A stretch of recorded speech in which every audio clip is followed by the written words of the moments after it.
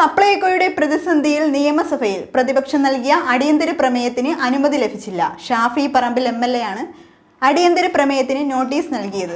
സർക്കാർ അവഗണന മൂലം പ്രതിസന്ധിയിലായ സപ്ലൈകോ ജനങ്ങളിലുണ്ടാക്കിയ ആശങ്ക സഭ നിരത്തിവെച്ച് ചർച്ച ചെയ്യണമെന്നായിരുന്നു ആവശ്യം. എന്നാൽ കേന്ദ്ര നിലപാടുകൾ കാരണമാണ് സാമ്പത്തിക പ്രയാസം ഉണ്ടായിട്ടുള്ളതെന്നും പ്രതിസന്ധി പരിഹരിക്കാൻ സർക്കാർ ഇടപെടുകയാണെന്നും ആയിരുന്നു മന്ത്രി നൽകിയ മറുപടി.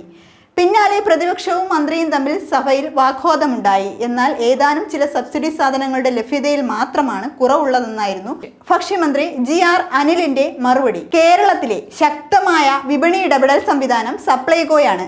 അവശ്യ സാധനക്കുറവ് ഏതാനും മാസങ്ങളായി ഉണ്ട്. ചില്ലറ വിൽപ്പന മേഖലകളിലേക്ക് കുത്തകകൾ വരുന്നു. അതിന്റെ സ്വാധീനത്തിൽ സപ്ലൈകോയെ തകർക്കരുത്. സപ്ലൈകോയെ സംരക്ഷിക്കാൻ സർക്കാർ നടപടിയെടുക്കും. സപ്ലൈകോയെ തകർക്കാൻ ശ്രമമുണ്ടെന്നും GR അനിൽ ആരോപിച്ചു. സപ്ലൈകോയ്ക്ക് സാമ്പത്തിക പ്രയാസം ഉണ്ടായിട്ടുണ്ട്. കേന്ദ്ര നിലപാടാണ് അതിന് പ്രധാന കാരണം.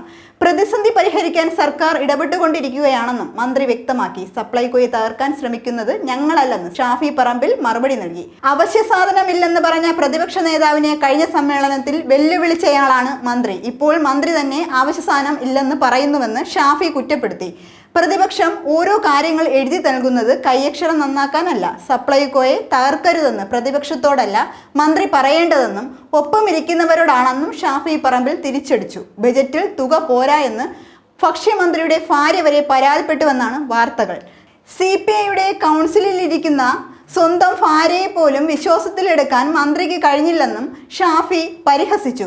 ചോദ്യത്തിന് ഉത്തരമെഴുതി നൽകുന്ന ഉദ്യോഗസ്ഥരുടെ ആത്മാർത്ഥതയെങ്കിലും മന്ത്രിക്ക് സപ്ലൈകോയോട് വേണം. ബജറ്റിൽ വകയിരുത്തിയ തുകയിൽ കിട്ടിയ തുക 0 എന്ന് പറഞ്ഞത് ഉദ്യോഗസ്ഥരാണ്. സപ്ലൈകോയ്ക്ക് കുടിശ്ശിക 1507 കോടി ഉണ്ടെന്ന് മന്ത്രി തന്നെയാണ് നിയമസഭയിൽ പറഞ്ഞത്. പണം തരാത്ത ധനവകുപ്പിനെ ചോദ്യം ചെയ്യാൻ ഭക്ഷ്യമന്ത്രി പ്രതിപക്ഷത്തിനൊപ്പം നിൽക്കണമെന്ന് ഷാഫി അഭ്യർത്ഥിച്ചു. 13 സബ്സിഡി ഇനങ്ങളുടെ വിൽപ്പനയിൽ മാത്രം 862 കോടി കുടിശ്ശിക എന്നാണ് ഭക്ഷ്യവകുപ്പ് തന്നെ പറയുന്നതെന്നും ഷാഫി പറഞ്ഞു.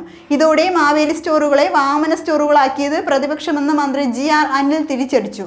കുടിശ്ശിക മുൻ സർക്കാരിന്റെ കാലത്തുള്ളതുകൂടിയാണ്. ഈ സർക്കാർ വന്ന ശേഷം പുതിയ ഔട്ട്ലെറ്റുകൾ തുടങ്ങുകയാണ് ചെയ്തത്. കഴിഞ്ഞ 2 മാസമായി ചെറിയ ക്ഷാമം ഉണ്ടെന്നത് ശരിയാണെന്നും മന്ത്രി കൂട്ടിച്ചേർത്തു.